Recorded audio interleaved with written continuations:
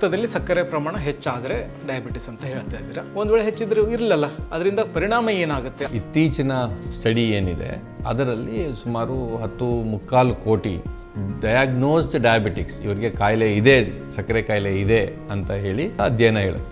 Type 2 diabetes ಬರುವುದು, ಅದು ಶುರುವಾಗುವುದು insulin ರೆಸಿಸ್ಟೆನ್ಸಿಂದ. ಅಂದರೆ ಇನ್ಸುಲಿನ್ ಇರುತ್ತೆ ದೇಹದಲ್ಲಿ, ಅದು ಕೆಲಸ ಮಾಡೋದಿಲ್ಲ ಹೊರತು ಇನ್ಸುಲಿನ ಕೊರತೆಯಿಂದ ಡಯಾಬಿಟಿಸ್ ಬರಲ್ಲ.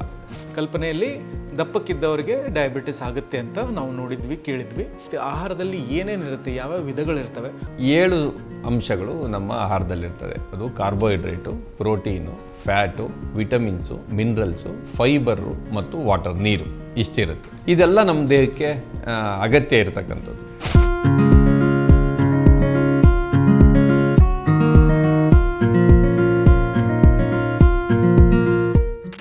ನಮಸ್ಕಾರ ಸ್ನೇಹಿತರೆ.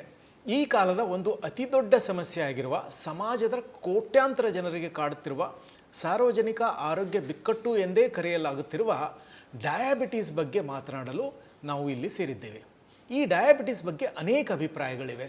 ವೈದ್ಯಕೀಯ ಕ್ಷೇತ್ರದಲ್ಲಿಯೂ ಅನೇಕ ಅಭಿಪ್ರಾಯಗಳಿವೆ. ಒಂದು ಸಲ ಬಂದರೆ ಜೀವನವಿಡೀ ಇರುತ್ತೆ, ಪಥ್ಯ ಮಾಡಬೇಕು ಎಂಬಿತ್ಯಾದಿ. ಆದರೆ ಈ ನಂಬಿಕೆಗಳನ್ನು ಪ್ರಶ್ನಿಸಿ ಅನೇಕ ಅಧ್ಯಯನಗಳು ಆಗುತ್ತಿವೆ. NHS ಮುಂತಾದ ಸಂಸ್ಥೆಗಳು ಅಧ್ಯಯನ ಮಾಡಿ ಡಯಾಬಿಟಿಕ್ ರಿವರ್ಸಲ್ ಪ್ರೋಟೋಕಾಲನ್ನು ಸಿದ್ಧಪಡಿಸಿವೆ. ಇಂದು ನಮ್ಮೊಂದಿಗೆ ಡಾಕ್ಟರ್ ವಾಸು HV ಅವರು ಇದ್ದಾರೆ. ಅವರು BMCಯಲ್ಲಿ ವೈದ್ಯಕೀಯ ಶಿಕ್ಷಣ ಮುಗಿಸಿ ವೈದ್ಯಕೀಯದ ಬಗ್ಗೆ ಪ್ಯಾಷನೇಟ್ ಆಗಿರುವ ಇವರು ಡಯಾಬಿಟೀಸ್ ಬಗ್ಗೆ ಕೂಲಂಕುಷವಾಗಿ ಅಧ್ಯಯನ ಮಾಡಿ ಡಯಾಬಿಟೀಸನ್ನು ಗುಣಪಡಿಸುವ, ರಿವರ್ಸ್ ಮಾಡುವ ಅಥವಾ ರೆಮಿಷನ್ ಮಾಡುವ ವಿಧಾನವನ್ನು ಅಭಿವೃದ್ಧಿಪಡಿಸಿದ್ದಾರೆ. 5 ವರ್ಷಗಳ ಹಿಂದೆ ಆ್ಯಕ್ಟಿವ್ ಹೆಲ್ತ್ ಡಯಾಬಿಟಿಕ್ ರಿವರ್ಸಲ್ ಕ್ಲಿನಿಕನ್ನು ಶುರು ಮಾಡಿ ಈಗಾಗಲೇ 47 ಬ್ಯಾಚ್ಗಳಿಗೆ ಟ್ರೀಟ್ಮೆಂಟ್ ನೀಡಿದ್ದಾರೆ. ಹಾಗಾಗಿ ಈ ವಿಷಯದ ಬಗ್ಗೆ ಮಾತನಾಡಲು ಅತ್ಯಂತ ಸೂಕ್ತ ವ್ಯಕ್ತಿಯಾಗಿದ್ದಾರೆ. ಡಾಕ್ಟರ್ ವಾಸು, ನಿಮಗೆ ಸ್ವಾಗತ.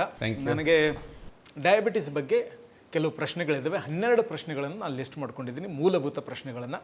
ಒಂದೊಂದಾಗಿ ಹೋಗುವ. ಮೊದಲನೇ ಪ್ರಶ್ನೆ, ಡಯಾಬಿಟಿಸ್ ಅಂದ್ರೇನು, ಅದರ ವಿಧಗಳೇನು?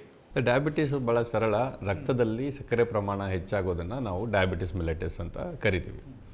ಅದರ ಪ್ರಾಪರ್ ಮೆಡಿಕಲ್ ಡೆಫಿನಿಷನ್ ಬೇಕು ಅಂದರೆ it's a progressive disorder, it's a progressive metabolic disorder characterised by hyperglycaemia ಅಂತ. ಅಂದರೆ ಇದು ಒಂದು ದೇಹದಲ್ಲಿ ಚಯಾಪಚಯ ಕ್ರಿಯೆಗೆ ಸಂಬಂಧಪಟ್ಟಂಥ ಒಂದು ಸಮಸ್ಯೆ ಮತ್ತು ಅದು ದಿನೇ ದಿನೇ ಹೆಚ್ಚಾಗ್ತಾ ಹೋಗ್ತದೆ ಮತ್ತು ರಕ್ತದಲ್ಲಿ ಸಕ್ಕರೆ ಪ್ರಮಾಣ ಹೆಚ್ಚಾಗುತ್ತೆ ಅಂತ. ಆದರೆ ಈ ಡೆಫಿನೇಷನಲ್ಲಿ ಒಂದು ಸಮಸ್ಯೆ ಇದೆ. ಅದನ್ನು ನಾವು ಯಾರು ಡಯಾಬಿಟಿಸ್ನ ಇನ್ಸುಲಿನ್ ರೆಸಿಸ್ಟೆನ್ಸ್ನ ಗುಣಪಡಿಸೋದು ಮತ್ತು ರಿವರ್ಸಲ್ ಅಂತ ಈಗೇನು ಪದ ಬಳಕೆ ಇದೆ ಅದನ್ನು ಮಾಡೋವಂಥವ್ರು, ಇದು ಪ್ರೋಗ್ರೆಸಿವ್ ಹೌದಾ ಅಲ್ವಾ ಅನ್ನೋದ್ರ ಬಗ್ಗೆ ಒಂದು ಚರ್ಚೆ ಇದೆ. ಅದು ನಂತರ ಮಾತಾಡೋಣ. ಬಟ್ ರಕ್ತದಲ್ಲಿ ಸಕ್ಕರೆ ಪ್ರಮಾಣ ಹೆಚ್ಚಾಗುವುದು ಡಯಾಬಿಟಿಸ್. ಇದರಲ್ಲಿ ಹಲವಾರು ವಿಧ ಇದೆ. ಆದರೆ ಬ್ರಾಡ್ಲಿ ನಾವು ಅದನ್ನು 2 ವಿಧ ಅಂತ ಮಾತ್ರ ನೋಡ್ಬೋದು, ಟೈಪ್ 1 ಮತ್ತು ಟೈಪ್ 2 ಅಂತ. ಟೈಪ್ 1 ಅನ್ನೋದು ಸಾಮಾನ್ಯ ಮಕ್ಕಳಲ್ಲಿ ಬರ್ತದೆ. ಮಕ್ಕಳಲ್ಲಿ ಬರುತ್ತೆ ಮಾತ್ರ ಅಲ್ಲ, ಅವರಿಗೆ ಜೀವನ ಪರ್ಯಂತ ಲೈಫ್ ಲಾಂಗ್ ಅವರಿಗೆ ಇನ್ಸುಲಿನ್ ಇಂಜೆಕ್ಷನನ್ನು ಕೊಡಬೇಕಾಗತ್ತೆ. ಯಾಕಂದರೆ ಅವ್ರ ದೇಹದಲ್ಲಿ ಇನ್ಸುಲಿನ್ ಪ್ರಮಾಣ ಅತ್ಯಂತ ಕಡಿಮೆ ಇರುತ್ತೆ ಅಥವಾ ಇರೋದೇ ಇಲ್ಲ. ಟೈಪ್ 2 ಡಯಾಬಿಟಿಸ್ ಅನ್ನೋದು ಸಾಮಾನ್ಯ ಒಂದು ವಯಸ್ಸಿನ ನಂತರ, 35 ವಯಸ್ಸಿನ ನಂತರ ಬರುತ್ತೆ. ಕೆಲವರು ಅದಕ್ಕಿಂತ ಕಡಿಮೆ ವಯಸ್ಸಲ್ಲೂ ಬರ್ಬೋದು, ಬಟ್ ಸಾಮಾನ್ಯವಾಗಿ 35 ವಯಸ್ಸಿನ ನಂತರ ಬರ್ತದೆ. ಅವರ ದೇಹದಲ್ಲಿ ಆರಂಭದಲ್ಲಿ ಇನ್ಸುಲಿನ್ ಪ್ರಮಾಣ ನಾರ್ಮಲ್ ಇರುತ್ತೆ ಅಥವಾ ಜಾಸ್ತಿ ಇರುತ್ತೆ. ಇದನ್ನು ನಾವು ಟೈಪ್ 2 ಡಯಾಬಿಟಿಸ್ ಅಂತೀವಿ. ಟೈಪ್ 2 ಡಯಾಬಿಟಿಸ್ ಬರುವುದು, ಅದು ಶುರುವಾಗುವುದು ಇನ್ಸುಲಿನ್ ರೆಸಿಸ್ಟೆನ್ಸಿಂದ. ಅಂದರೆ ಇನ್ಸುಲಿನ್ ಇರುತ್ತೆ ದೇಹದಲ್ಲಿ, ಅದು ಕೆಲಸ ಮಾಡೋದಿಲ್ಲ ಹೊರತು ಇನ್ಸುಲಿನ ಕೊರತೆಯಿಂದ ಡಯಾಬಿಟಿಸ್ ಬರಲ್ಲ. ನಾವು ಹೆಚ್ಚಾಗಿ ನೋಡೋದು ಟೈಪ್ 2 ಡಯಾಬಿಟಿಸು. ಮತ್ತು ಹೆಚ್ಚಾಗಿ ಕಾಣುವಂಥ ಡಯಾಬಿಟಿಸ್ನಲ್ಲಿ ಯಾರ ದೇಹದಲ್ಲಿ ಈ ಡಯಾಬಿಟಿಸ್ ಬಂದಿರುತ್ತೆ ಅವ್ರಿಗೆ ಇನ್ಸುಲಿನ್ ಕಡಿಮೆ ಇರೋದಿಲ್ಲ ಅನ್ನೋದನ್ನು ನಾವು ಗಮನದಲ್ಲಿಟ್ಕೋಬೇಕು. ಓಕೆ. ಸೊ ಡಯಾಬಿಟಿಸ್ ಅಂದರೆ ಏನಂತ ಹೇಳಿದ್ರಿ, ಅದರ ವಿಧಗಳನ್ನು ಹೇಳಿದ್ರಿ ಸಂಕ್ಷಿಪ್ತವಾಗಿ. ಈಗ ರಕ್ತದಲ್ಲಿ ಸಕ್ಕರೆ ಪ್ರಮಾಣ ಹೆಚ್ಚಾದರೆ ಡಯಾಬಿಟಿಸ್ ಅಂತ ಹೇಳ್ತಾ ಇದ್ದೀರಾ. ಒಂದು ವೇಳೆ ಹೆಚ್ಚಿದ್ರೆ ಇರಲಿಲ್ಲ, ಅದರಿಂದ ಪರಿಣಾಮ ಏನಾಗುತ್ತೆ? ಅದನ್ನು ಯಾಕಷ್ಟು ನಾವು ಸೀರಿಯಸ್ ಆಗಿ ತಗೊಳ್ತಾ? ಹೌದು, ರಕ್ತದಲ್ಲಿ ಸಕ್ಕರೆ ಜಾಸ್ತಿ ಇದ್ದರೆ, ಶುಗರ್ ಇದ್ದರೆ, ಗ್ಲೂಕೋಸ್ ಇದ್ದರೆ, ಎನರ್ಜಿ ಜಾಸ್ತಿ ಇರುತ್ತಲ್ಲ, ಏನು ಪ್ರಾಬ್ಲಮ್ ಅಂತ. ಆ್ಯಕ್ಚುಲಿ ಅದು ರಕ್ತದಲ್ಲಿ ಜಾಸ್ತಿ ಇದೆ ಅಂದರೆ ಸೆಲ್ಸ್ಗೆ ಹೋಗಬೇಕಾಗಿರೋದು ಹೋಗ್ತಾ ಇಲ್ಲ ಅಂತ, ದೇಹದ ಜೀವಕೋಶಗಳಿಗೆ ಅದು ಹೋಗ್ತಾ ಇಲ್ಲ ಅಂತ. ಸೊ ಇದರಿಂದಾಗಿ ಸಿಮ್ಟಮ್ಸ್ ಏನು ಕಾಣುತ್ತೆ ಅಷ್ಟು ಮಾತ್ರನೇ ಸಮಸ್ಯೆ ಅಲ್ಲ. ಸಿಮ್ಟಮ್ಸ್ ಅಂದರೆ ಪದೇ ಪದೇ ಮೂತ್ರಕ್ಕೆ ಹೋಗಬೇಕಾಗ್ಬೋದು, ತುಂಬ ಹಸಿವಾಗ್ಬೋದು, ತುಂಬ ಬಾಯಾರಿಕೆ ಆಗ್ಬೋದು. ಈ ಸಿಮ್ಟಮ್ಸ್ ಕೂಡ ಎಲ್ರಿಗೂ ಇರೋದಿಲ್ಲ. ಒಂದಷ್ಟು ಭಾಗ ಜನರಿಗೆ ಯಾವ ಸಿಂಪ್ಟಮು ಇರೋದಿಲ್ಲ, ಆದರೆ ಕಾಂಪ್ಲಿಕೇಶನ್ಸ್ ಆಗ್ತವೆ. ಕಣ್ಣಿಗೆ ತೊಂದರೆ ಆಗುತ್ತೆ. ಕಣ್ಣನ್ನು ಹಿಂಭಾಗದಲ್ಲಿರ್ತಕ್ಕಂಥ ರೆಟಿನಾ ಅಂತ ಅದರ ನರ ಭಾಗ ಏನಿದೆ ಅದಕ್ಕೆ ತೊಂದರೆ ಆಗುತ್ತೆ. ಅದನ್ನು ನಾವು ಡಯಾಬಿಟಿಕ್ ರೆಟಿನೋಪತಿ ಅಂತೀವಿ. ಹಾಗೆ ಕಿಡ್ನಿಗೆ ಸಮಸ್ಯೆ ಆಗುತ್ತೆ, ಅದನ್ನು ಡಯಾಬಿಟಿಕ್ ನೆಫ್ರೋಪತಿ ಅಂತೀವಿ. ಕಾಲಲ್ಲಿ ಜೋಮ್ ಬರುತ್ತೆ, ಉರಿ ಆಗುತ್ತೆ, ಗಾಯ ಆದರೆ ವಾಸಿ ಆಗೋದಿಲ್ಲ. ಈ ರೀತಿ ಹಲವು ರೀತಿಯ ಕಾಂಪ್ಲಿಕೇಶನ್ಸು ನಿಮಗೆ ಡಯಾಬಿಟಿಸಿಂದ ಆಗುತ್ತೆ. ರಕ್ತದಲ್ಲಿ ಸಕ್ಕರೆ ಪ್ರಮಾಣ ಜಾಸ್ತಿ ಇದೆ ಅನ್ನೋದು ಮಾತ್ರ ಅಲ್ಲ, ಈ ಥರ ಇರುವವರಲ್ಲಿ ಕೊಲೆಸ್ಟ್ರಾಲ್ ಜಾಸ್ತಿ ಆಗುವಂಥ ಸಾಧ್ಯತೆ ಜಾಸ್ತಿ ಇರುತ್ತೆ.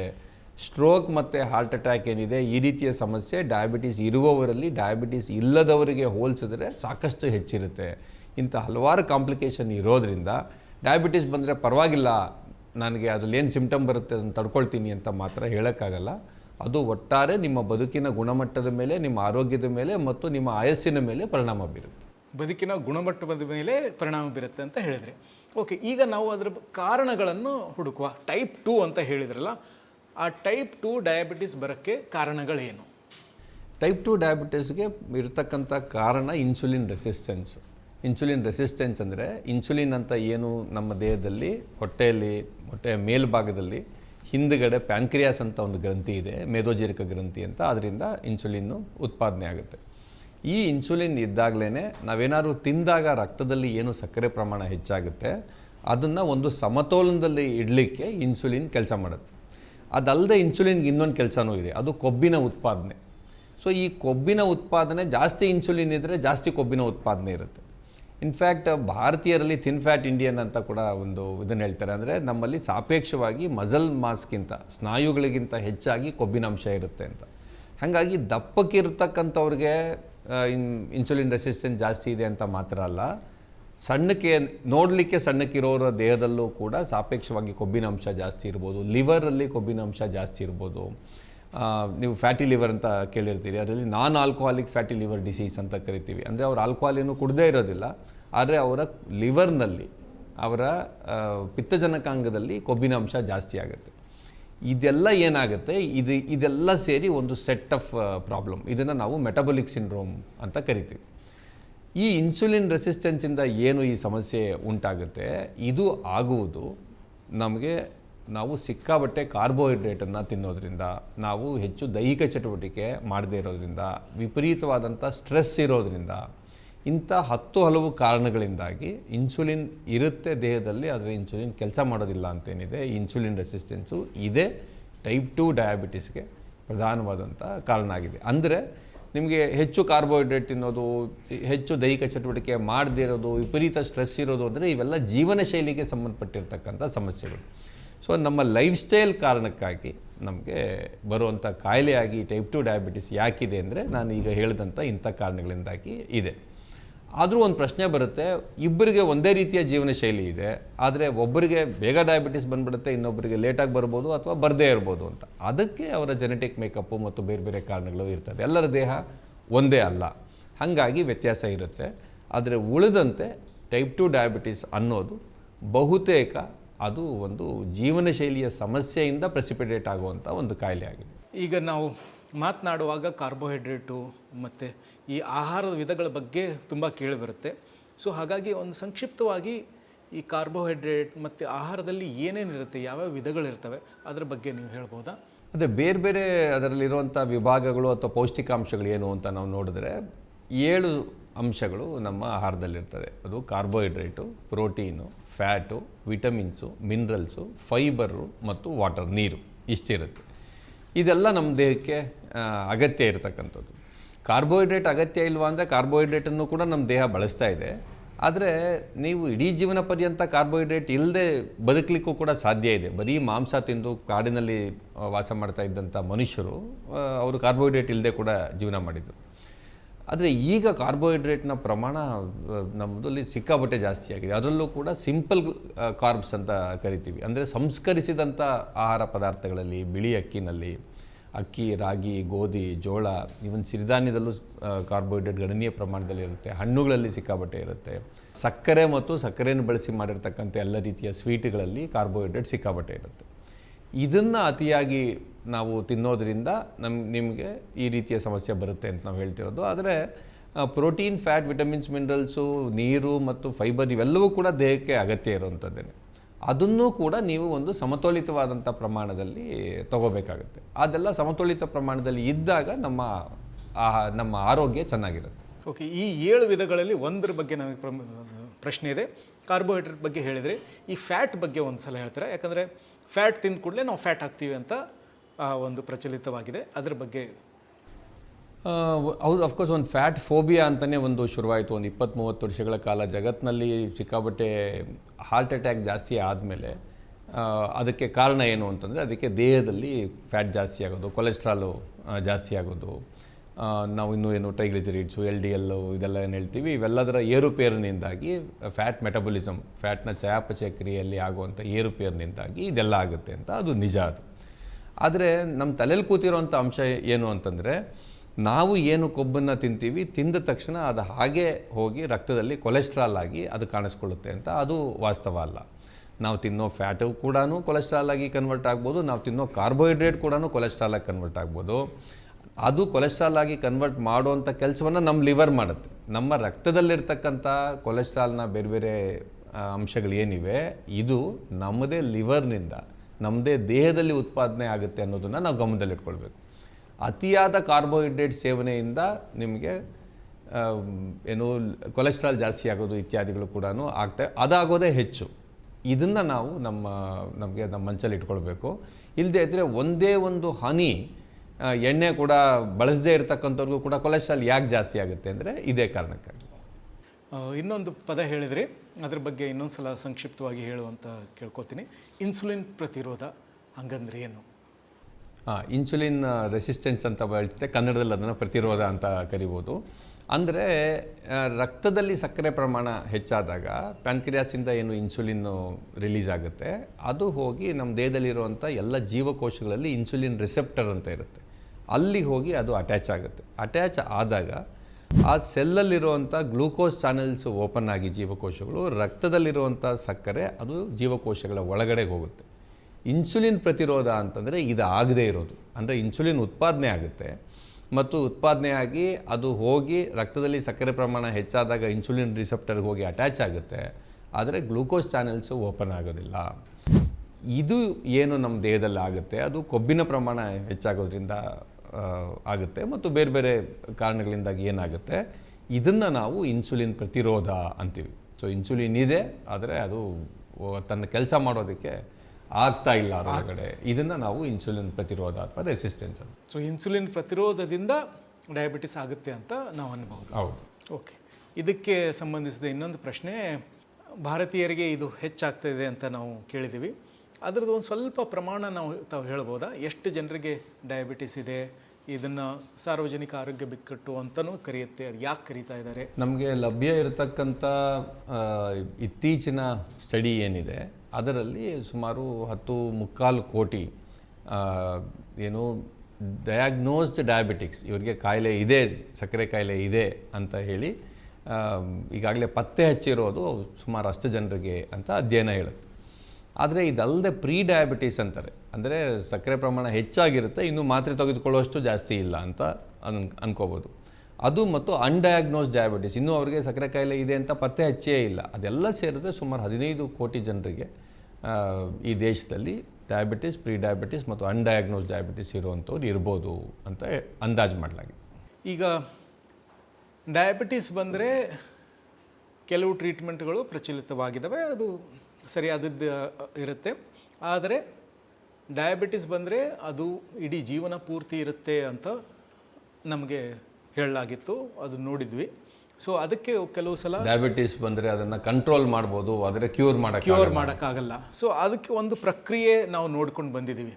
ಸೊ ಆ ಪ್ರಕ್ರಿಯೆ ಇಲ್ಲಿಯವರೆಗೆ ಹೇಗಿತ್ತು, ಅದಕ್ಕೇನಾದರೂ ಟರ್ಮ್ ಇದೆಯಾ? ಅದಕ್ಕೆ ಒಂದು ಸಲ ನಾನು ಕೇಳಿದ್ದೆ, ನೀವೇ ಹೇಳಿದ್ರಿ ಬಹುಶಃ unfortunate course of diabetes mellitus ಅಂತ ಹೇಳಿದ್ರಿ, ಅದ್ರ ಬಗ್ಗೆ ಹೇಳ್ಬೋದಾ? ಇಲ್ಲ, ಡಯಾಬಿಟಿಸ್ ಬಂದರೆ ನೀವು ನಿಮ್ಮ ಪಥ್ಯದಲ್ಲಿ ಸರಿ ಮಾಡ್ಕೊಳ್ಬೇಕು ಮತ್ತು ಎಕ್ಸಸೈಸ್ ಮಾಡಬೇಕು ಅಂತ ಹೇಳ್ತಾ ಇದ್ದಿದ್ದು ಮುಂಚೆಯಿಂದ ಇತ್ತು, ಇಲ್ಲ ಅಂತಲ್ಲ. ಆದರೆ ನಿರಂತರವಾಗಿ ಮಾತ್ರೆಗಳು ಹೆಚ್ಚಾಗ್ತಾನೆ ಹೋಗ್ತದೆ ಮತ್ತು ಅಂತಿಮವಾಗಿ ಕೆಲವರು ಇನ್ಸುಲಿನ್ ತೊಗೋಬೇಕಾಗತ್ತೆ ಅನ್ನೋ ರೀತಿಯ ಒಂದು ಅನ್ಫಾರ್ಚುನೇಟ್ ಕೋರ್ಸ್ ಏನಿತ್ತು, ಹಾಗಲ್ಲ, ನೀವು ನಿಮ್ಮ ಆಹಾರ ಕ್ರಮದ ಮುಖಾಂತರ ಗಣನೀಯ ಪ್ರಮಾಣದಲ್ಲಿ ಮಾತ್ರೆಗಳನ್ನು ತೆಗೆದುಕೊಳ್ಳದೇ ಕೂಡ ಶುಗರನ್ನು ನಿಯಂತ್ರಿಸ್ಬೋದು, ಸಕ್ಕರೆಯನ್ನು ನಿಯಂತ್ರಿಸ್ಬೋದು. ಸೊ ಈಗಾಗಲೇ ತೆಗೆದುಕೊಳ್ತಾ ಇರ್ತಕ್ಕಂಥವ್ರಲ್ಲೂ ಕೂಡ ತುಂಬ ಜನರಲ್ಲಿ ಮಾತ್ರೆಯನ್ನು ನಿಲ್ಲಿಸ್ಬೋದು ಮತ್ತು ಎಲ್ಲರಲ್ಲೂ ಕೂಡ ಮಾತ್ರೆಯನ್ನು ಹಿಂದಿಗಿಂತ ಕಡಿಮೆ ಮಾಡ್ಬೋದು. ಇದು ನಾವು ಟೈಪ್ 2 ಡಯಾಬಿಟಿಸ್ ಮಾತಾಡ್ತಾ ಇದ್ವಿ, ಅದನ್ನು ಕಡಿಮೆ ಮಾಡ್ಬೋದು ಅನ್ನೋ ರೀತಿಯ ಒಂದು ಪರಿಕಲ್ಪನೆ ಅದು ಈ ಕಳೆದ ಒಂದು 20-25 ವರ್ಷಗಳಿಂದ ಹುಟ್ಕೊಂಡಿರೋದು. ಅದನ್ನು ಸ್ಥೂಲವಾಗಿ ಡಯಾಬಿಟಿಸ್ ರಿವರ್ಸಲ್ ಟ್ರೀಟ್ಮೆಂಟ್ ಅಂತ ಕರೀತಾರೆ. ಆದರೆ ರಿವರ್ಸಲ್ ಅಂತ ಪದನೇ ಬಳಸಬೇಕಾ ಅನ್ನೋದ್ರ ಬಗ್ಗೆ ಒಂದು ವಿವಾದ ಇದೆ. ಆದರೆ ಪ್ರಶ್ನೆ ಇಷ್ಟು, ನಮ್ಮ ಆಹಾರದ ಕ್ರಮದ ಮುಖಾಂತರ, ನಮ್ಮ ಜೀವನ ಶೈಲಿಯಲ್ಲಿ ಮಾಡಿಕೊಳ್ಳುವ ಬದಲಾವಣೆಗಳ ಮುಖಾಂತರ ಇನ್ಸುಲಿನ್ ರೆಸಿಸ್ಟೆನ್ಸ್ನ ಕಡಿಮೆ ಮಾಡ್ಕೊಳ್ಳೋಕ್ಕೆ ಸಾಧ್ಯ ಆಗುತ್ತೆ ಮತ್ತು ಆ ಮೂಲಕ ಹೆಚ್ಚಿನವರಲ್ಲಿ 100ಕ್ಕೆ 100 ಜನರಲ್ಲಿ ಅಲ್ಲದೇ ಇದ್ದರೂ ಕೂಡ ಹೆಚ್ಚಿನವರಲ್ಲಿ ಮಾತ್ರೆಗಳನ್ನು ನಿಲ್ಲಿಸೋದಕ್ಕೆ ಸಾಧ್ಯ ಆಗುತ್ತೆ ಅಥವಾ ಮಾತ್ರೆಯನ್ನು ಗಣನೀಯ ಪ್ರಮಾಣದಲ್ಲಿ ಕಡಿಮೆ ಮಾಡೋಕ್ಕಾಗುತ್ತೆ.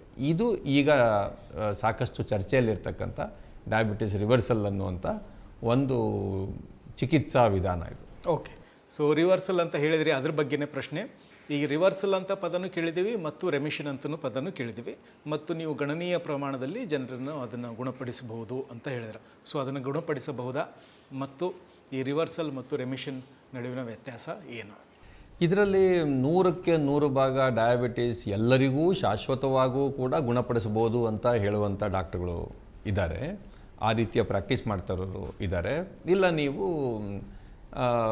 ಏನೋ ಒಂದು ಆಹಾರ ಕ್ರಮದ ಮುಖಾಂತರ ಡಯಾಬಿಟಿಸ್ನ ಮ್ಯಾನೇಜ್ ಮಾಡೋದನ್ನು ನಾವು ಮಾಡ್ಬೋದು ಅಂತ ಹೇಳೋ ತನಕ ಇದರಲ್ಲಿ ಬೇರೆ ಬೇರೆ ಸ್ಪೆಕ್ಟ್ರಮ್ ಇದೆ. ಈ ರೀತಿ ಬೇರೆ ಬೇರೆ ಸ್ಪೆಕ್ಟ್ರಮ್ ಇರೋದಕ್ಕೆ ಕಾರಣ ಏನು ಅಂತ ನಾವು ನೋಡಿದ್ರೆ ನಮಗೆ ಉಳಿದಿದ್ದನ್ನು ವಿವರಿಸೋದಕ್ಕೆ ಸಾಧ್ಯ ಆಗುತ್ತೆ. ಇದು ಕಳೆದ ಒಂದು 25-30 ವರ್ಷಗಳಿಂದ ತೀವ್ರವಾಗಿ ವಿಕಾಸ ಆಗ್ತಾ ಇರತಕ್ಕಂಥ ಒಂದು ವಿಜ್ಞಾನ ಆಗಿದೆ. ಯಾಕೆ ನಾವು ಕೊಬ್ಬಿನ ಅಂಶವನ್ನು ಕಡಿಮೆ ಮಾಡಿದ್ರೆ ನೀವು ಮಾತ್ರೆ ತಗೊಳ್ಳೋದನ್ನು ಕಡಿಮೆ ಮಾಡ್ಕೊಳ್ಬೋದು, ಈ ಕೊಬ್ಬಿನ ಅಂಶಕ್ಕೂ ಇನ್ಸುಲಿನ್ ರೆಸಿಸ್ಟೆನ್ಸ್ಗೂ ಇರೋ ಸಂಬಂಧ ಏನು, ಈ ರೀತಿ ಹಲವಾರು ಸಂಶೋಧನೆ ನಡೀತಾ ಇದೆ. ಈ ಸಂಶೋಧನೆ ನಡೀತಾ ಇನ್ನೂ ಹೆಚ್ಚೆಚ್ಚು ಜನರಿಗೆ ಮಾತ್ರೆಗಳು ಇಲ್ಲದೆ ಡಯಾಬಿಟಿಸ್ನ ಮ್ಯಾನೇಜ್ ಮಾಡೋದಕ್ಕೆ ಸಾಧ್ಯ ಆಗಿದೆ. ಇದಕ್ಕೆ ಕೆಲವರು ರಿವರ್ಸಲ್ ಅಂತ ಪದ ಬಳಸ್ತಿದ್ದಾರೆ. ಅಂದರೆ ನೀವು ಮಾತ್ರೆ ಇಲ್ಲದೆ ಈಗ ತೊಗೊಳ್ತಾ ಇದ್ದವ್ರಿಗೆ ಪೂರ್ಣ ಪ್ರಮಾಣದಲ್ಲಿ ಮಾತ್ರೆ ನಿಲ್ಲಿಸ್ಬೋದು ಅಂತ ಅದರ ಅರ್ಥ. ಆದರೆ ಅದು ಇನ್ನೊಂದು ರೀತಿಯಲ್ಲಿ ನಿಮ್ಗೆ ಏನು ರೀತಿ ಕನ್ವೆ ಮಾಡುತ್ತೆ ಅಂತಂದರೆ, ನೀವು ಮಾತ್ರೆ ಇಲ್ಲದೆ ಇದನ್ನು ಕ್ಯೂರ್ ಮಾಡಿಬಿಡ್ಬೋದು ಪೂರ್ತಿ ಅನ್ನೋ ರೀತಿ ಒಳಗಡೆ. ಆದರೆ ಇಲ್ಲ, ಅದಕ್ಕೆ ಇನ್ನೂ ಕಳೆದ 25 ವರ್ಷದಿಂದ ಅದಕ್ಕೆ ಬೇಕಿರೋಷ್ಟು ಡಾಕ್ಯುಮೆಂಟ್ರಿ ಎವಿಡೆನ್ಸ್ ಇಲ್ಲ. ಮಾತ್ರೆ ನಿಲ್ಲಿಸ್ಬೋದು, ಆದರೆ ನಂತರದಲ್ಲಿ ಮತ್ತೆ ಇನ್ಯಾವಾಗಲೂ ಅದು ಬರ್ಬೋದು. ಅಫ್ಕೋರ್ಸ್ ಇನ್ ಎನಿ ಕೇಸ್ ನಿಮಗೆ ಈ ಮಾತ್ರೆಗಳಿಂದನೇ ಅದನ್ನು ಹೆಚ್ಚೆಚ್ಚು ತೆಗೆದುಕೊಂಡು ಮಾಡೋದಕ್ಕಿಂತ ಈ ವಿಧಾನ ಬೆಟರೇ ಇದೆ.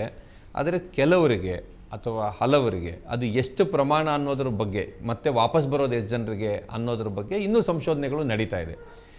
ಉದಾಹರಣೆಗೆ ಡೈರೆಕ್ಟ್ ಅಂತ ಒಂದು ಸ್ಟಡಿ ಇದೆ. ಸೊ ಆ ಸ್ಟಡಿದು ಇತ್ಯಾದಿ ಬಗ್ಗೆ ನಾನು ಹೇಳ್ತೀನಿ ಮತ್ತೆ.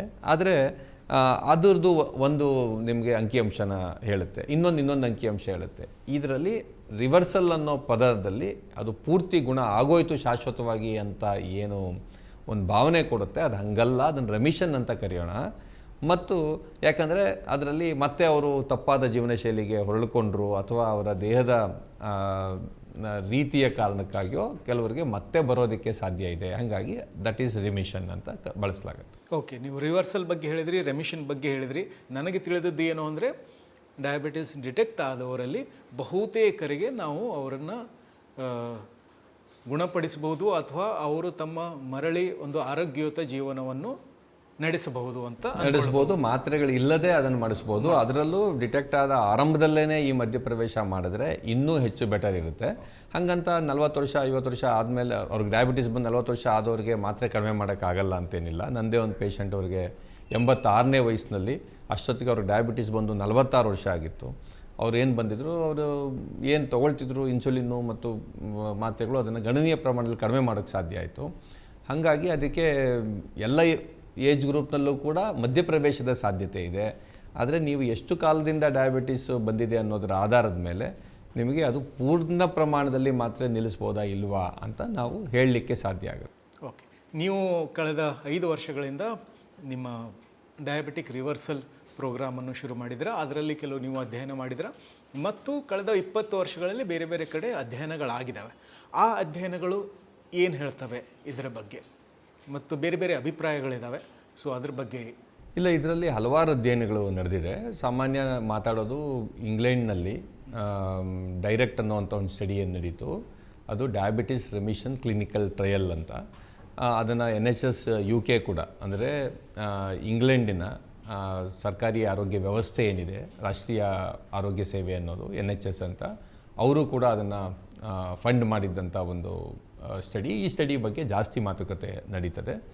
ಆದರೆ ಅದಲ್ಲದೆ ಬೇರೆ ಬೇರೆ ದೇಶಗಳಲ್ಲೂ ನಡೆದಿದೆ. ಕತಾರಲ್ಲಿ ಆ ರೀತಿಯ ಸ್ಟಡಿ ನಡೆದಿದೆ. ನಿಮಗೆ ಭಾರತದಲ್ಲೇ ತೆಗೆದುಕೊಂಡ್ರೆ ICMR ಸಹ ಈಗ ಒಂದೆರಡು ವರ್ಷಗಳ ಕೆಳಗಡೆ ಸುಮಾರು 18,090 ಜನ ಪ್ರೀ ಡಯಾಬಿಟಿಸ್ ಇರುವವರು ಅಥವಾ ಹೊಸದಾಗಿ ಡಯಾಬಿಟಿಸ್ ಡಿಟೆಕ್ಟ್ ಆದವರ ಮೇಲೆ ಪ್ರಯೋಗವನ್ನು ನಡೆಸಿ ಕಾರ್ಬೋಹೈಡ್ರೇಟ್ನ ಕಡಿಮೆ ಮಾಡೋದರಿಂದ ಹೇಗೆ ನಾವು ಮಾತ್ರೆಗಳು ಇಲ್ಲದೇ ಇರೋ ರೀತಿಯಲ್ಲಿ ಅವ್ರನ್ನ ಮ್ಯಾನೇಜ್ ಮಾಡೋಕ್ಕೆ ಸಾಧ್ಯ ಅಥವಾ ಅವರ HbA1c ಕೆಳಗೆ ಬರೋದಕ್ಕೆ ಸಾಧ್ಯ ಅನ್ನೋದನ್ನು ಮಾಡಿದ್ದಾರೆ. ಆದರೆ ಇದು ಇನ್ನೂ ವ್ಯಾಪಕವಾಗುವಂಥ ಅಗತ್ಯ ಇದೆ. ಇದಕ್ಕೆ ಏನು ಡಾಕ್ಯುಮೆಂಟೆಡ್ ಕೇಸಸ್ ಇದೆ. ಈಗ ಉದಾಹರಣೆಗೆ ನಾನೊಂದು 1100-1200 ಪೇಷಂಟ್ಗಳನ್ನ ಇಲ್ಲಿಯವರೆಗೆ ಸುಮಾರು 47 ಬ್ಯಾಚ್ಗಳಲ್ಲಿ ನಾನೇನು ಟ್ರೀಟ್ ಮಾಡಿದ್ದೀನಿ. ಅಷ್ಟು ಪೇಷಂಟ್ಸ್ನ ನೋಡಿರ್ಬೋದು. ಬಟ್ ಭಾರತದಲ್ಲಿ ಸುಮಾರು 25-30 ಸಾವಿರ ಆ ರೀತಿಯ ಡಾಕ್ಯುಮೆಂಟೆಡ್ ಕೇಸಸ್ ಇವೆ ಅಂತ ಹೇಳಲಾಗುತ್ತೆ. ಅವೆಲ್ಲದರಿಂದ ಡೇಟಾ ತೆಗೆದುಕೊಂಡು ಹೊಸದಾಗಿ ಕೂಡ ಒಂದು ವೈಜ್ಞಾನಿಕವಾದ ಸ್ಟಡಿಯನ್ನು ಮಾಡಿ ಇದರ ಬಗ್ಗೆ ಕೆಲವು ತೀರ್ಮಾನಗಳನ್ನು ಹೇಳಿ ಪ್ರತಿಯೊಬ್ಬ ಡಾಕ್ಟ್ರು ಕೂಡ ಇದನ್ನು ಪ್ರಾಕ್ಟೀಸ್ ಮಾಡುವ ಹೊಣೆಗಾರಿಕೆ ಸರ್ಕಾರಿ ವೈದ್ಯಕೀಯ ಸಂಶೋಧನಾ ಸಂಸ್ಥೆಗಳ ಮೇಲೆ ಇದೆ ಅಂತ ನನಗನ್ನಿಸ್ತದೆ. ಹೌದು, ನೀವು ಮುಂಚೆನೇ ಹೇಳಿದ ಹಾಗೆ ಸುಮಾರು 15 ಕೋಟಿ ಜನರಿಗೆ ಡಯಾಬಿಟಿಸ್ ಇದೆ ಅಂದ ನಂತರ ಇದು ಒಂದು ಸರ್ಕಾರಿ ಸಂಸ್ಥೆ, ದೊಡ್ಡ ಸಂಸ್ಥೆ ಮಾಡಬೇಕಾದ ಕೆಲಸ. ಈಗ ಈ ಎಲ್ಲ ಅಧ್ಯಯನಗಳನ್ನು ಆಧರಿಸಿ ನೀವು ನಿಮ್ಮ ಕ್ಲಿನಿಕಲ್ಲಿ ಡಯಾಬಿಟಿಕ್ಸ್ ರಿವರ್ಸಲ್ ಪ್ರೋಗ್ರಾಮ್ ಶುರು ಮಾಡಿದ್ದೀರಾ. ನೀವು ಅಭಿವೃದ್ಧಿಪಡಿಸಿದ ವಿಧಾನ ಯಾವ ರೀತಿಯಲ್ಲಿದೆ? ಇಲ್ಲ, ಇದರಲ್ಲಿ ಇದ್ದಂಥ ಕೆಲವು ಸವಾಲುಗಳಿದ್ವು. ಅಂದರೆ ಕೆಲವರು ನೀವು ನಾನ್ ವೆಜಿಟೇರಿಯನ್ ತಿನ್ನಲೇಬಾರ್ದು ಅಂತ ಹೇಳ್ತಾರೆ. ನನ್ನ ಪ್ರಕಾರ ಅದು ವೈಜ್ಞಾನಿಕವಾದ್ದಲ್ಲ. ಇನ್ನೊಂದು ಕಡೆಯಲ್ಲಿ ನೀವು ಕಾರ್ಬೋಹೈಡ್ರೇಟ್ನ 0ಗೆ ಇಳಿಸಬೇಕು ಅನ್ನೋ ರೀತಿಯ ಅನಿಸಿಕೆಗಳಿವೆ. ಇದೆರಡೂ ಕೂಡ ನಿಮ್ಗೆ ಆ್ಯಕ್ಚುಲಿ ಫಲಿತಾಂಶ ಕೊಡೋದಿಲ್ಲ ಅಂತಲ್ಲ. ಆದರೆ ನನಗೆ 95% ಜನ ಪಾಲಿಸೋಕ್ಕೆ ಸಾಧ್ಯ ಇರುವಂಥ ಮತ್ತು ನಮ್ಮ ಸ್ಥಳೀಯ ಆಹಾರ ಸಂಸ್ಕೃತಿಗೆ ಒಗ್ಗಿಕೊಳ್ಳುವಂಥ ವೈಜ್ಞಾನಿಕವಾದಂಥ ಈ ಎಕ್ಸ್ಟ್ರೀಮ್ಸು ಇಲ್ಲದೇ ಇರುವ ಮತ್ತು ನಾನ್ ವೆಜ್ ತಿನ್ನಬಾರ್ದು ಅಂತ ಹೇಳೋದಕ್ಕೆ ಅಂಥ ವೈಜ್ಞಾನಿಕವಾದ ಕಾರಣವಿಲ್ಲದೆ ಇದ್ದಾಗ ಅದನ್ನು ನಾವು ಪ್ರತಿಪಾದಿಸದೆ ಸರಿಯಾದ ರೀತಿಯಲ್ಲಿ ಒಂದನ್ನು ಮುಂದೆ ಇಡುವಂಥದ್ದು ಆಗಬೇಕು ಅಂತ ನನಗಿತ್ತು. ನೀವು ಡಯಟ್ ಹೇಳಿ, ಎಕ್ಸಸೈಸ್ ಹೇಳಿ, ಏನು ಹೇಳಿ, ಅದು ಹೆಚ್ಚಿನವ್ರಿಗೆ ಪಾಲಿಸೋಕ್ಕೆ ಆಗಬೇಕು. ಅಂದರೆ ನೀವು ಹೊಟ್ಟೆ ತುಂಬ ತಿನ್ನಬೇಕು ಮತ್ತು ರುಚಿಯಾಗಿ ತಿನ್ನಬೇಕು ಅಂತ ನನಗೆ ಅನಿಸುತ್ತೆ. ಆದರೆ ಯಾವುದನ್ನು ತಿನ್ನಬೇಕು, ಎಷ್ಟನ್ನು ತಿನ್ನಬೇಕು ಅನ್ನೋದನ್ನು ನಾವು ಸರಿಯಾದ ರೀತಿಯಲ್ಲಿ ಅವ್ರಿಗೆ ಹೇಳಬೇಕು. ಇದಕ್ಕೆ ಒಂದು ಪ್ರೋಟೋಕಾಲ್ನ ನಾವು ಅಭಿವೃದ್ಧಿಪಡಿಸ್ಬೇಕಾದಂಥ ಜವಾಬ್ದಾರಿ ನನ್ನ ಮೇಲಿತ್ತು.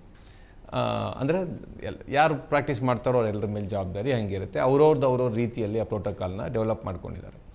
ಮತ್ತು ರಾಗಿ ಮುದ್ದೆ ತಿಂದರೆ ಅದು ರಾಮಬಾಣ ಅನ್ನೋ ರೀತಿಯಲ್ಲಿ, ಸಿರಿಧಾನ್ಯ ಅಂದರೆ ರಾಮಬಾಣ ಅನ್ನೋ ರೀತಿಯಲ್ಲಿ ತುಂಬ ಸ್ಟ್ರಾಂಗಾಗಿರ್ತಕ್ಕಂಥ ಕೆಲವು ಅಭಿಪ್ರಾಯಗಳು ಕೆಲವರಲ್ಲಿ ಇರುತ್ತೆ. ಅದಕ್ಕೆ ಬೇಸಿಸ್ ಇದೆ ಆ ಥರ ಅಂದ್ಕೊಳ್ಳೋದಕ್ಕೆ. ಆದರೆ ಅದು ಪೂರ್ಣ ನಿಜ ಅಲ್ಲ.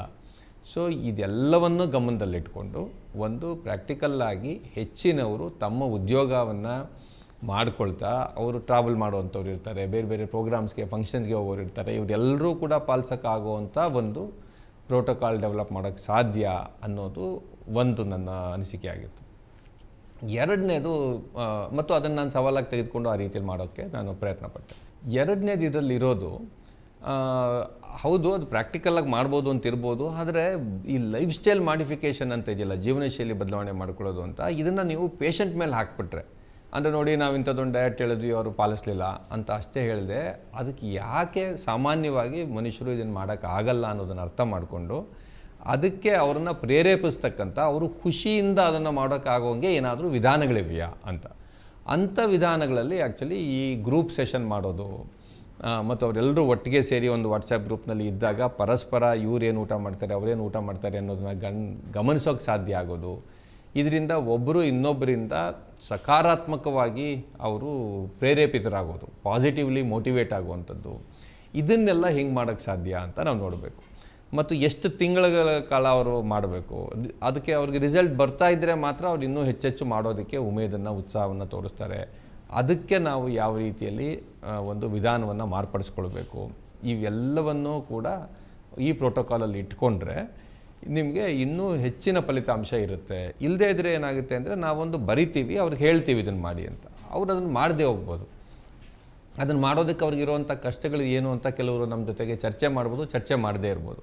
ಅಯ್ಯೋ ಇದು ನನಗೆ ಆಗಲ್ಲ ಅಂತ ತೀರ್ಮಾನ ಆಗಿಬಿಡ್ಬೋದು. ಹಂಗಿಲ್ಲ, ಇದು ಭಾಳ ಸರಳವಾಗಿ ಸುಲಭದಲ್ಲಿ ಇದನ್ನು ಮಾಡೋದಕ್ಕೆ ಸಾಧ್ಯ ಅನ್ನೋದನ್ನು ನಾವು ಡೆವಲಪ್ ಮಾಡಿ ಅದನ್ನು ಅವ್ರಿಗೆ ಮನವರಿಕೆ ಮಾಡಿಕೊಡುವಂಥ ಒಂದು ವಿಧಾನವನ್ನು ಜಾರಿಗೆ ತರಬೇಕು ಅಂತ ನನಗಿತ್ತು.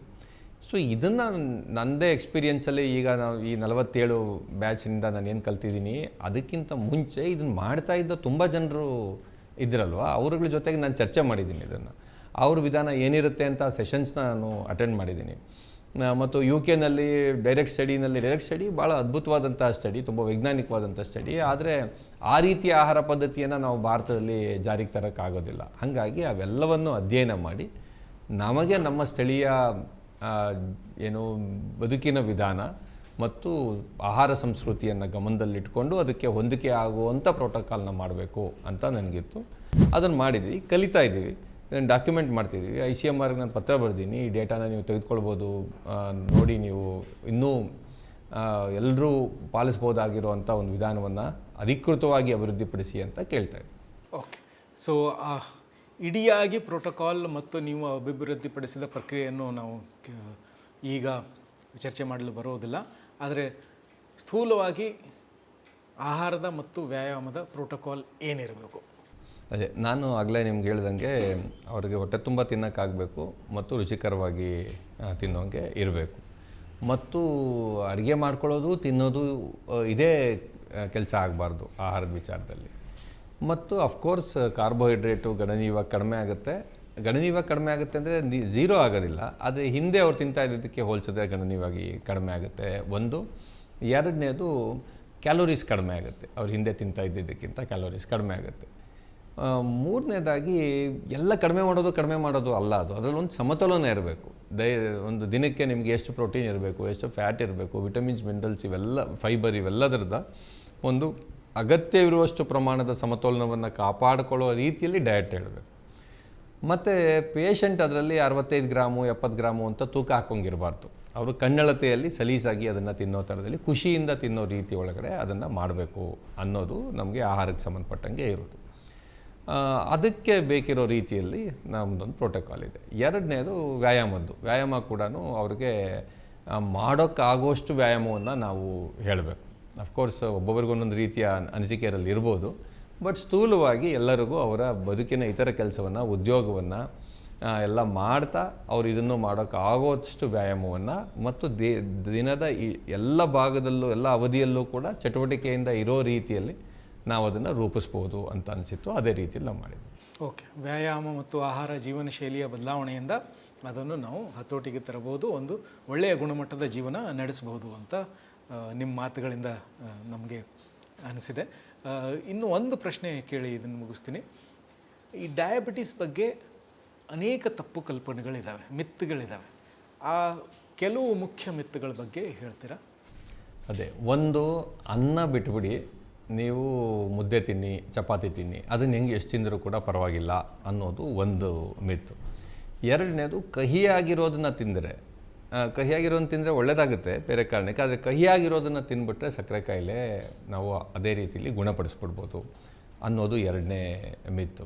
ನಾವು ಬೆಳಗ್ಗೆ ಎದ್ದು 1 ಗಂಟೆ ವಾಕಿಂಗ್ ಮಾಡಿಬಿಟ್ರೆ ಅಥವಾ 2 ಗಂಟೆ ವಾಕಿಂಗ್ ಮಾಡಿಬಿಟ್ರೆ ಸಾಕು, ನಮಗೆ ವ್ಯಾಯಾಮ ಮಾಡ್ದಂಗೆ ಆಗಿಬಿಡುತ್ತೆ ಅಂತ. ತುಂಬ ವ್ಯಾಯಾಮ ಮಾಡಬೇಕು ಅಂತ ನನ್ನ ಅಭಿಪ್ರಾಯ ಅಲ್ಲ, ಆದರೆ 1 ಗಂಟೆ ವಾಕಿಂಗಿಂದ ಎಲ್ಲ ಸರಿ ಹೋಗ್ಬಿಡುತ್ತೆ ಅನ್ನೋದೇನಿದೆ ಅದು ಮೂರನೇ ಮಿತ್ತು.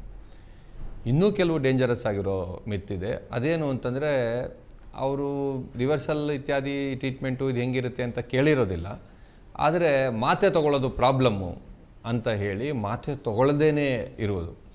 ಅವರು ಅದಕ್ಕೆ ಏನು ಜೀವನ ಶೈಲಿಯ ಮಾರ್ಪಾಡು ಮಾಡ್ಕೋಬೇಕು ಅದೂ ಮಾಡ್ಕೊಳ್ತಾ ಇರೋದಿಲ್ಲ, ಆದರೆ ಮಾತ್ರೆನೂ ತೊಗೊಳ್ತಾ ಇರಲ್ಲ. ತೊಗೊಳ್ಳೋದು ತಪ್ಪು, ಮಾತ್ರೆ ತೊಗೊಂಬಿಟ್ರೆ ಮತ್ತೆ ಅಭ್ಯಾಸ ಆಗೋಗುತ್ತೆ ಅಂತ ನೋಡಿದ್ರೆ ಅವ್ರಿಗೆ HbA1c 9, 10, 11 ಎಲ್ಲನೂ ಆಗಿಬಿಟ್ಟು ನಮ್ಮಲ್ಲಿಗೆ ಬರ್ತಾರೆ. ಅದು ಮಿತ್ತು. ಈ ಥರದ ಹಲವಾರು ಮಿತ್ತುಗಳು ಆ್ಯಕ್ಚುಲಿ ಡಯಾಬಿಟಿಸ್ ಸುತ್ತಾಯಿತು. ಓಕೆ, ಧನ್ಯವಾದಗಳು ಡಾಕ್ಟರ್ ವಾಸು. Thank you. ಸ್ನೇಹಿತರೆ, ದೇಶದಲ್ಲಿ ಸುಮಾರು 15 ಕೋಟಿ ಜನರಿಗೆ ಕಾಡುತ್ತಿರುವ ಡಯಾಬಿಟಿಸ್ ಮೆಲಿಟಸ್ ಬಗ್ಗೆ ಡಾಕ್ಟರ್ ವಾಸು HV ಅವರು ಅನೇಕ ವಿಷಯಗಳನ್ನು ನಮಗೆ ಹೇಳಿದ್ದಾರೆ. ಹಾಗೂ ಡಯಾಬಿಟಿಸ್ ಇದ್ದವರು, ಡಿಟೆಕ್ಟ್ ಆದವರು ಒಂದು ಒಳ್ಳೆಯ ಗುಣಮಟ್ಟದ ಜೀವನ ನಡೆಸಬಹುದು, ಆ ಡಯಾಬಿಟಿಸನ್ನು ಹಿಮ್ಮೆಟ್ಟಿಸಬಹುದು, ಗುಣಪಡಿಸಬಹುದು, ರಿಮಿಷನ್ ಮಾಡಬಹುದು ಎಂದು ಕೂಡ ಹೇಳಿದ್ದಾರೆ. ಮತ್ತು ಈ ವಿಷಯದ ಬಗ್ಗೆ ಅನೇಕ ಅಧ್ಯಯನಗಳು ನಡೆಯುತ್ತಿವೆ, ಇನ್ನೂ ಅಧ್ಯಯನಗಳು ಆಗಬೇಕು ಎಂಬುದನ್ನು ಅವರು ಹೇಳಿದ್ದಾರೆ. ಈ ವಿಷಯದ ಬಗ್ಗೆ ಇನ್ನೂ ಹಲವಾರು ಚರ್ಚೆಗಳನ್ನು ನಾವು ಮುಂದಿನ ವಿಡಿಯೋಗಳಲ್ಲಿ ಮಾಡುವ. ಇದನ್ನು ನೋಡಿದ್ದಕ್ಕೆ ತಮ್ಮೆಲ್ಲರಿಗೂ ಧನ್ಯವಾದಗಳು.